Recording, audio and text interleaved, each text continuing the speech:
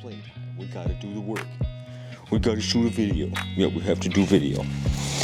What is going on, guys? We are back with another video today. A little bit of a shop day, kind of between trips. We're back home for a little bit. We've been on the road for like 2 weeks. We're home for like another day, and then we're back on the road traveling and fishing every day. The dogs are excited that their father's home, and it's good to kind of get some things organized. But figured, since we're not fishing today because there's just a crazy snowstorm happening outside, figured we'd sit in the garage here and go into some of the most commonly asked YouTube questions. One, your snowmobile, your sled, how did you rig it up? The other one, ice shacks, how did you rig up your otters? So we're gonna go into some tweaks that we have for the snowmobile and how I rig it up for accessibility and mobility and any other words that end in ility, and stability, mobility, fishability. We kind of got all of them there. And then we're going to kind of go into the otters and how we kind of like to rig those up, some small tweaks to ultimately make you more efficient on the ice, because that's really what ice fishing is all about, is being efficient. So much harder on the ice. But just shot, right before I shot this, some awesome tweaks for the Walleye Now app. One is on tip-up rigging. If you're a big tip-up fisherman, we took a deep dive into that and kind of some things I like to do for pressured walleyes. If you're a big tip-up fisherman, most of you guys are probably from Wisconsin. Rigging the tip-ups, how we like to do that. So check that out in the Walleye Now app. The other one is tweaks on some ice fishing lures for walleye fishing. And little tweaks I do to certain baits to ultimately catch more walleyes. So if that stuff interests you guys, if you're a walleye head like me, get on over to the Walleye Now app, hit Let's Go Fishing at the bottom of the page, click on ice, and go to the presentations. Those two thumbnails will look something like this, and the Walleye Now app is for you if you're a walleye head like me. But let's get into some of the tweaks we like to do to the snowmobile. So without further ado, let's dive right into it. So any snowmobile can really work potentially for ice fishing, but if you're gonna haul a lot of stuff and do like a ice fishing specific type of snowmobile, I would try to get utility sled. Arctic Cat Bearcat, this is what this is. The Skidoo Scandic or the Expedition or maybe a Tundra or something like that. Something that's more meant for this utility use. Having cargo on board, a wider track generally, wider skis, all these kind of things, fan cooled, all these kind of things that a lot of times are just more suitable for what you're going to do. So this is an Arctic Cat Bearcat. Couple things that you have to have. Ice fishing, number one, it's all about mobility because it's so difficult to move. In the open water season, you just hit the key in the boat and you drive around and you find fish somewhere else. I know, Stella, it's super boring doing videos. But ice fishing is obviously different. You got shacks up, you got all your gear, you got to drill a hole to even get to the water. So you want to set yourself up to just basically be as mobile, as efficient as possible. And we all know those things, but here's kind of the things I do. Number one, on the front of the machine, and maybe we'll just pull the camera off for a little bit here for show and tell. Auger mount. Need a way to carry the auger. These ones are pretty simple. I think they're called like a digger, although look at the first comment of this YouTube video and someone's probably gonna correct me. It's a super simple deal here. Pull that up and it goes right on. You just need some kind of auger mount that's sturdy, which can haul your auger without it getting all beat up. Other big tip, put it on the front of the machine. By putting the auger mount on the front of the machine, it doesn't get all that snow and slush like it would if you mounted it on the back of the machine. If you tried to put it back here, all that snow gets kicked up and ends up right in the head of your auger, which you don't want. So always put that in the front of the machine and you'll save yourself the first headache. Second one, you need a way to find where you're going, right? So you need some kind of graph. I've obviously been running hummingbirds for years. Many of you guys run hummingbirds as well, but essentially what you need is some way to tell exactly where you are on the lake. It takes such a long time to kind of, look at this. This is ridiculous. Stella, the dogs do ride on here when we're going from spot to spot, don't you, Stella? Even though she should probably run. But you need some way to figure out, obviously, where you're going. So having a good GPS here with all your waypoints on it, and it's not connected to 360 right now, but having a good graph on here with all your waypoints on it will save you a pile of time. If you're just going off your phone and then you're stopping and looking at your phone and continuing on, having a good Lake Master map with all your waypoints on it is a game changer when you're ice fishing. Because nobody likes, oh, let's punch a hole and see how deep we are. Oh, it's 35 feet, we're not to the hump yet, let's go a little farther. And then you waste 30 minutes trying to get on a piece of structure when you already could have had 3, 4, 5 walleyes on the ice. So that's a big one. Having the Lake Master map, which obviously plugs in right here, that's key. The other thing is having your waypoints. marked out. So as you kind of zoom out, obviously, you know, all your waypoints end up filling in, and there's a brief look at mine with zero context to them. But so you need your waypoints, you need a good lake master map in there, and those two things are obviously key. So auger mount, graph. Now the one everybody always asks about is the box system. So maybe we'll throw the camera back on the tripod and look at those. And I know everybody's gonna ask, so here we go. These are the kind of boxes. They're actually like a utility box meant for like a truck bed. And this is what you want. Now, 2 is excessive, but I put 2 on here because I do a lot of fishing and filming, obviously. And if you're going to film, one thing you'll notice is that your film stuff takes up more room than the fishing stuff. Absolutely ridiculous. But the main thing is, by going to like a snowmobile, for example, number 1, it doesn't have wheels. So it gives you the ability to go through a lot worse conditions. And that's kind of a big one. And to do it quick, because even if you put tracks on a four-wheeler snowmobile, it's just slower. Not that those aren't good options or anything like this, but the snowmobile is kind of the quickest, most efficient way. But obviously what they lack is storage. So generally, if I'm making really long trips and on bigger water, you generally have a lot of rough ice, a lot of pack ice, or some kind of, you know, so even stuff that's in the shack as you're pulling the sled behind the snowmobile, it's very, very rattly. If you put heaters in the shacks, if you put graphs in the shacks, if you put rods in the shacks outside of a hard case, all that stuff is destroyed on the first mile through pack ice. So you got to get the valuable stuff out of the shack as you're towing it along. Yeah, like the 20-pound propane tank, the cooler, the stuff like that can go in there. But I showed you guys these boxes. This is why I like these, is to keep all that valuable stuff out of there. So I could take like my camera box, for example, and give me a second, you know, it goes right in there. If you're you guys, this might be a flasher that you don't want to use on a big run like this.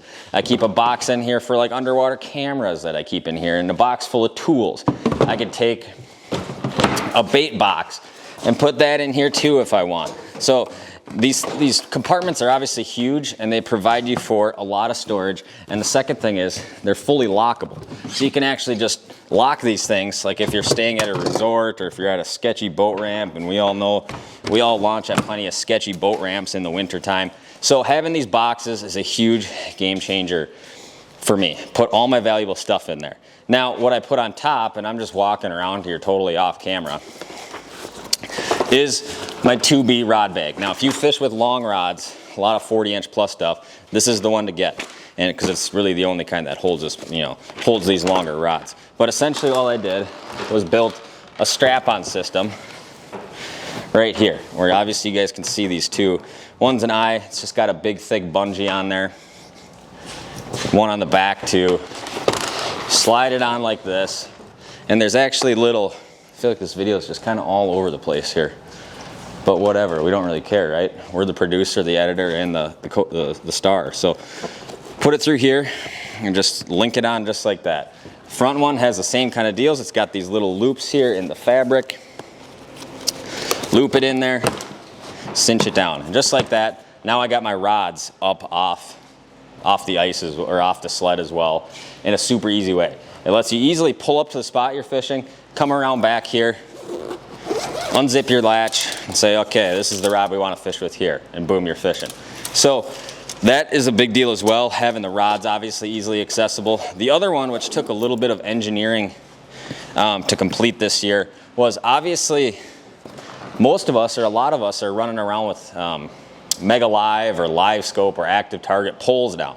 So you have a pole system and a transducer, which is essentially this long. And you got to put it somewhere, and in the bottom of the sled on a long run is not a good spot for it. So because we're all carrying around these big transducers, essentially what I did is I wanted to make a mount for this. So, because you don't want this big expensive transducer rattling around everywhere you go. So here's obviously your Humminbird deucer. It looks just like this with the big end on it, which is the actual transducer. But and then basically I took this box, cut a little lip in it right here. I don't know if you guys can probably see that a little bit. Cut a little lip right there and a little lip down here in the bottom, so that number one, I don't have to disconnect my graph. My Helix 9 can sit right inside of here. So the cord obviously runs through that little gap we built. Then you close the top, and you could fully lock the top, lock that back into place, and then take your transducer. And these are just like some quick connect Well, they're basically, who makes them? I think Colpin makes them. Colpin makes these mounts, and just built a little bracket system here that mounts right to the top of this, where you basically can just slide the pole in and batten it down just like that. It's either this, or I think Ram Mount makes a kind too, that like you put a ball on the pole and then it mounts like that. But this kind of seemed like the most sturdy option. As you can see, it's pretty much no play in that. So you can keep the Helix 9 in the box, and you can keep the Mega Live pole right on top. Very sturdy, very stable, and you're not beating stuff up. Now, the other big one we always get asked is, how did you actually mount these to the sled? Well, basically what you do, if your sled has a 2-up seat, you pretty much just take that off right away. The Bearcats or a lot of utility sleds are big enough where even if they have a 2-up seat, you could still run this. But you take the back rack, and I basically just build a large aluminum framing out of 1/4-inch aluminum, and then I build a big rectangular frame and bolt it 10 times more securely and tougher than you think you would have to the machine.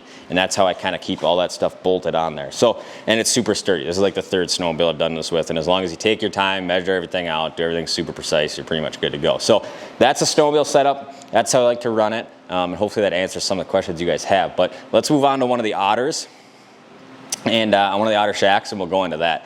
Obviously, you guys can see the key in the snowmobile, keeping everything handy, keeping everything accessible, and keeping everything very kind of what's the right word? Keeping everything very planned out where things are gonna go so things aren't rattling around on the ice on you. All right, now ice shacks. How do you rig the Otters and all that kind of stuff? Letting one of them air out right now, the other one's kind of already dried out, but yeah, these are the Otter, whatever they're called, Pro X Over. This is the Lodge. I run 2 of these Lodge size shacks, or I have 2 of these flip over ones. It's a nice size for fishing. They're kind of a 2-man shack. I kind of rig them up for filming a little different because I'm by myself most of the time. Or if I do have one other person coming with me, I just bring 2 shacks, so I can kind of run like 2 different film stations a lot of times. But basically these are the bread and butter. A lot of times, even if I'm not going to be fishing on a shack, I still bring it just to have the stuff with, or to use it as more storage if need be for some of the stuff that can take it in the sled. And yeah, these are them. So obviously they come with a cover, you know, for running and everything like that. One thing I like about these is they have the big skirt on them, which is really nice for preventing the draft that a lot of times comes in right at the bottom of the shack. So you kind of just, you know, once you drill your holes in here, you just kind of flop the snow on there, and it kind of gets rid of all that draftiness. And a couple of things I do, I guess. I don't know if it makes more sense just to kind of grab this off of here to show you guys here. But basically, the one big thing I do is I make kind of this shelf right here. Now the Otters, you can see this is bungee corded on, just like that right there. And I make this little shelf. So the shelf obviously looks just like this. Pretty basic construction. If I can achieve it, you guys also can. I run, it goes right on here. So basically what you have here is this is fully removable, or you can slide it around. It just sits right on this rail system here. So if you want to take it off, you can. Then I just mount a little pliers holder right here for my pliers or scissors or whatever right there. Cup holder, which, you know, just kind of is mainly for a battery, for one of my rechargeable batteries I run. Then, Surly, watch out, buddy. And then you basically I just punch a little hole in there and get one of these really cheap wire rod holders. While you're running, just throw it in the bottom of the sled. If you're going to be running a dead stick, when you get to your spot, put it right there. And it's kind of at a nice spot where, you know, as you are sitting right here, you got that other hole somewhere right where that, Stella, come on, right where that heater is over there. And then you just put your rod in here, and that dead stick's, you know, very easily accessible right there. When you go to run, like I said, just take it off and throw it in the bottom of the sled. But I build it. I run these single buddy heaters, and I always say this about buddy heaters. There's got to be a better solution, right? The year is 2022, almost 2023, and it's just, I feel like I have so many problems with buddy heaters and all kinds of wintertime heaters. But anyways, build it to size to your heater. Not to throw shade at buddy heaters, but I always struggle with these things, and I don't know why. But basically just like this right here. You want it to fit kind of snug in there, so that, let's say I'm going to be fishing out of the shack on this day, and I'm going to be making a bunch of kind of small moves with it. Then I'll just kind of throw the heater right in there, throw this bungee on, just like so, and it kind of stays in there super nice for just making like a whole bunch of short moves. And just like that, you kind of got like a rock solid little platform for the heater and a nice table too for when you're fishing.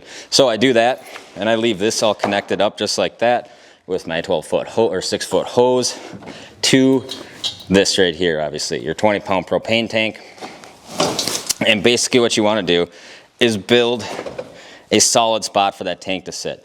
So I actually bolt through the bottom of the shack to mount that, you know, whatever, milk crate right there. And then it sits in there very ruggedly and very sturdy. And that 20-pound propane cylinder, which is essentially a wrecking ball once you have it inside your ice shack, it doesn't move. And back in the day, here's a funny story. One time I put 3 graphs in a sled, 3 like Vexlars or whatever I had back in, this is like a long time ago. Put a 20-pound propane tank in there, went like 100 yards.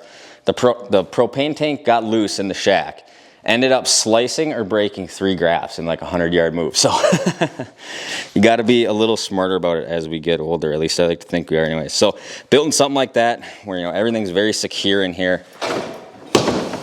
Drop that back in there. It's not going anywhere, even on rough ice. The other thing I do is I add this right here, which I just keep a little 12-volt battery in there, a little ice fishing battery in there, connected to my lights. So let's pop this bad boy up, and we'll kind of show you the full setup inside. All right, so this is obviously the shack setup, as you guys have seen many times in here. I don't think I missed much. Obviously, this is the other shack, the one that was already set up. So like I said, it's got the movable thing here. I actually just mounted some basic PVC pipe to the back, 3 of them for kind of a rod holder. So like if you're jigging one rod, dead sticking a rod, and you want a couple other rods in here, they're right there. Then like I said, you know, basically obviously set up, they're kind of the size of a bigger 2-man shack. I obviously pull that second seat out for filming. Normally sit here, put the tripod in that corner, put the chesty on, put the graph over here, put the thing there. So for filming, you obviously kind of want a bigger shack. But obviously the lights, and I'll kind of show you guys a package of the lights, but when you flip them on here, it's on a simple scroller so you guys can kind of see, and I'll turn this filming light off so you guys can kind of, you know, see the effect here. But there's fully dark. There's fully turned on, and they're on kind of a scroller so you can kind of adjust. Stella's just licking up WD-40 right now. How about you don't do that, Stella? How about you get out of the shack? So super simple. I like to keep it pretty clean and basic in here. And there's not a million different hacks I can do because I don't like to have a ton of stuff. I don't like to have a big power box here and a big the grill accessory over here and all this kind of stuff. I already bring so much stuff for filming and fishing that I like to keep it pretty basic. So these are pretty much setups. I guess there's only really one thing that I really should add, and that is tow bars. This is a crucial part, especially if you're trailering this stuff or putting it in a truck bed a lot of times. Get this tow bar. It's kind of a 2-piece deal, which allows you to flip it up and over. If you don't, every time you put this on a trailer in the bed of your truck, it stays extended. So you want this one that comes up, this 2-piece one that folds over. Basically what you want is these U pieces right here. This is what you want to get. It makes storage, putting them in a trailer, putting them in a truck bed, putting them in the garage, so much easier because they take up essentially 4 feet of less room. So that's kind of the setup. That's how I like to rig my stuff, and hopefully kind of a good run through to answer some questions for you guys. And yeah, so maybe we don't have as many questions the rest of the season on these same kind of videos. Good way to burn up a little bit of time as I'm working in the garage today, putting some more ice fishing stuff together. So, and getting ready for the next big road trip. But appreciate you guys watching this one. Hopefully, like I said, hopefully this answered some of your guys' questions. I'm sure there's probably more, but hopefully we got a good start on them. And stay tuned for more content. I would tell you where we're gonna be, but I'd like it to be a surprise. So stay tuned for more content. See you guys next time.